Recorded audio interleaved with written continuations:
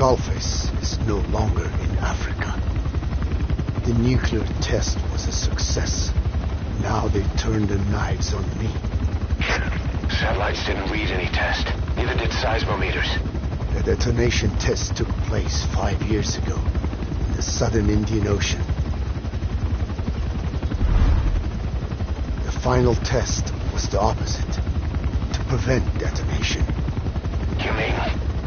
Skullface plans to sell nuclear weapons that he retains control of. It's not like hawking small arms to militias. Indeed. He plans to avoid detection by exporting minerals containing tiny amounts of uranium in the form of metallic archaea. Once on site, the metallic archaea enrich the uranium and weaponize it. Loaded onto all-terrain bipedal machines, they ensure any country, armed group, even the smallest terrorist cell, can become a nuclear power. Bipedal. So that's why they needed Huey. A nuke business to replace the arms business. And Skullface owns the market. The very atmosphere of nukes, anywhere and everywhere. Deterrence on all sides. So that's why he ran a non-detonation test. Yes. Another metallic archaea instantly overrides the criticality generator. It fails safe only he controls. Any such weapon can be deactivated whenever he chooses, regardless of who owns it or their intent to use it. Nukes. Controlled by a man, not a country. If they proliferate, conventional nukes lose all value. Political, military, and economic. The two superpowers become powerless.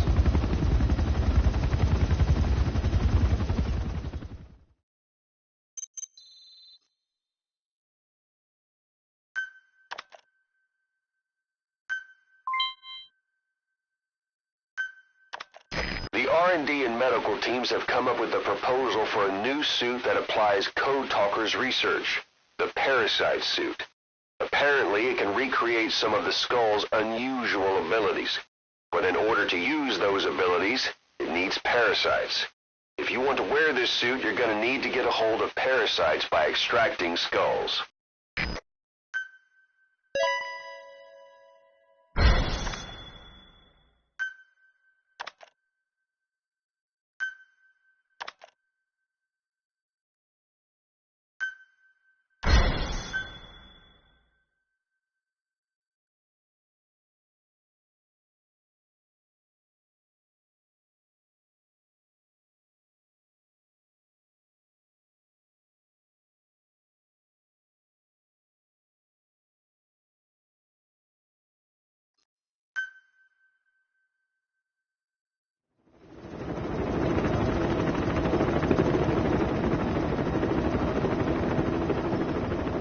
We need to stop the epidemic at Mother Base.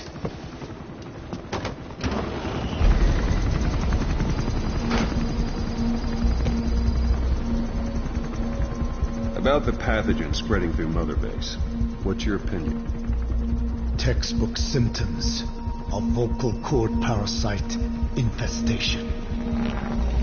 And judging from this casualty list, it is the Kikongo strain, meaning a breed of parasite that triggers symptoms upon detecting pronunciation specific to Kikongo.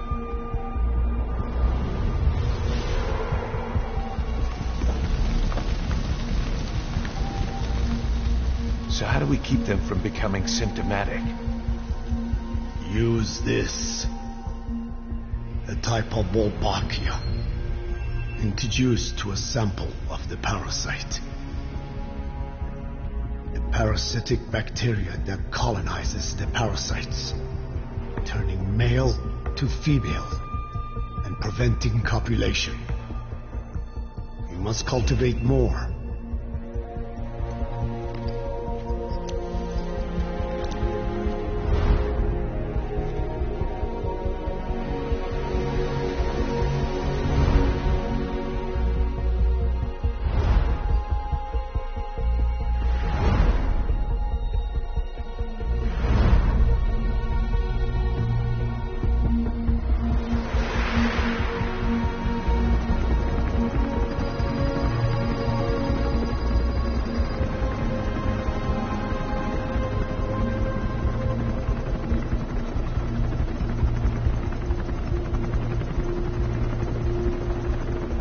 Thanks to Code Talker, we've managed to put a stop to any new vocal cord parasite infections. We couldn't save those already symptomatic, but everyone who survived has been released from the quarantine platform.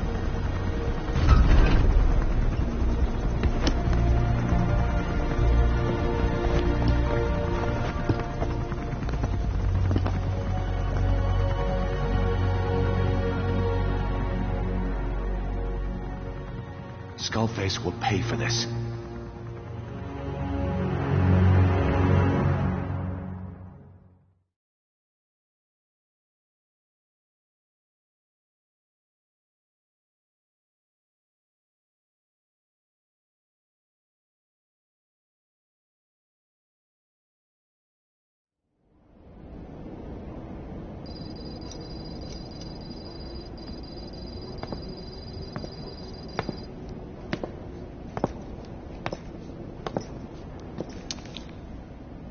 Again with the truth serum? What are those legs made of? Titanium? All the way to the femur.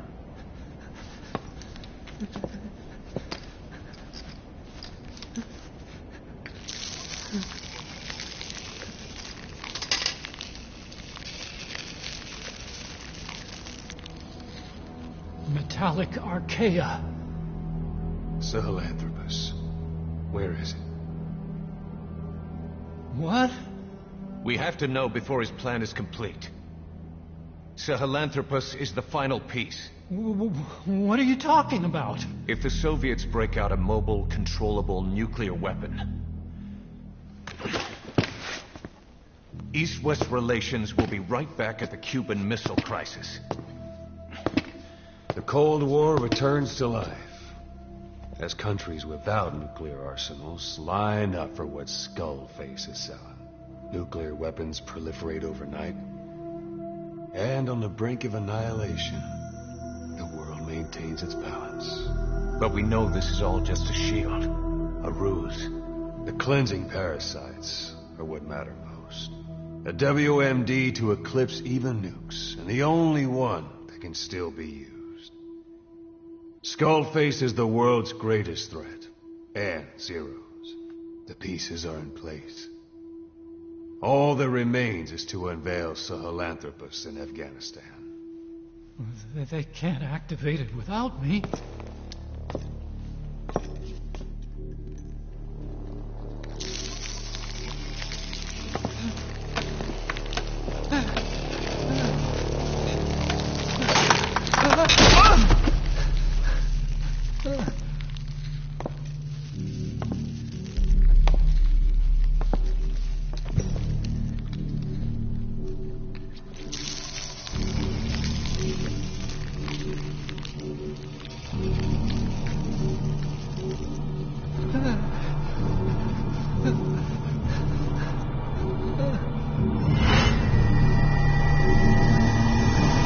Okay, B-Zero.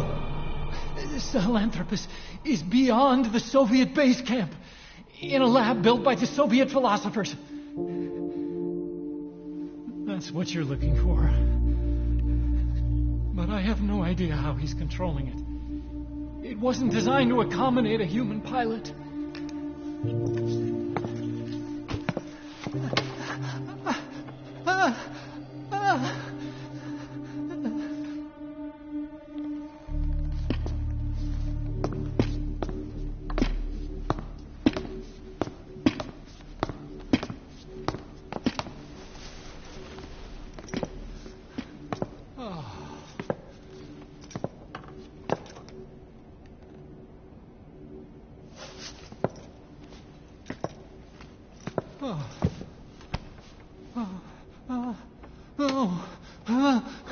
No!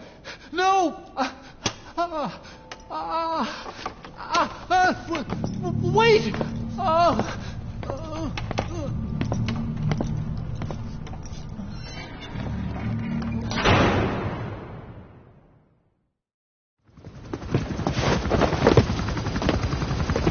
We got word from Afghanistan.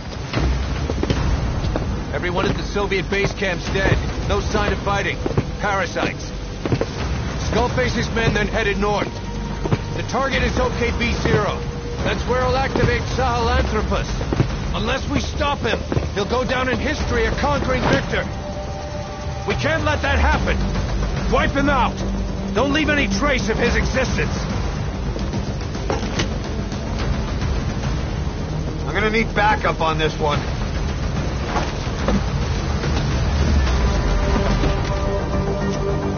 You'll rendezvous on site.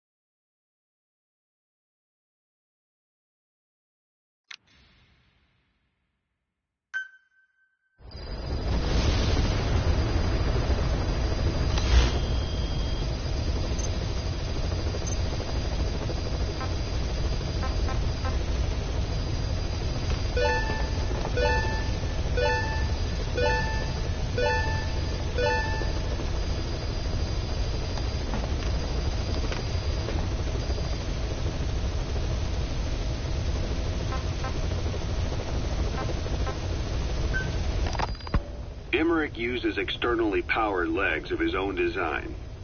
It's bionics technology, a product of the U.S. military's failed attempt to develop a powered exoskeleton. All the wearer has to do is apply a little force, and the actuators continue the movement in that direction. But his legs are unique. Instead of using a hydraulic mechanism, the actuators run off metallic archaea,